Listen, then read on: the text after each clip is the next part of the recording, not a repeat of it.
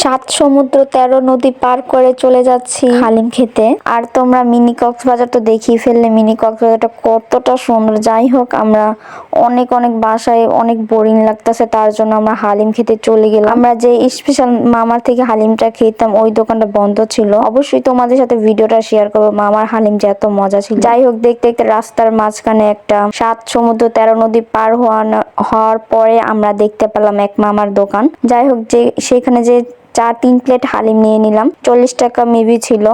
যাই হোক, আহামরি মজা ছিল না। আমি চাইছি না লোকেশনটা শেয়ার করতে তোমাদের সাথে। আহামরি হালিমের টেস্ট যেমন ছিল তেমনই ঠিক ছিল। আর যেই মামা থেকে আমরা খাই ওইটা গরুর মাংসর ছিল, আর এটা হলো বটের ছিল। যাই হোক, অনেকটা মজা ছিল।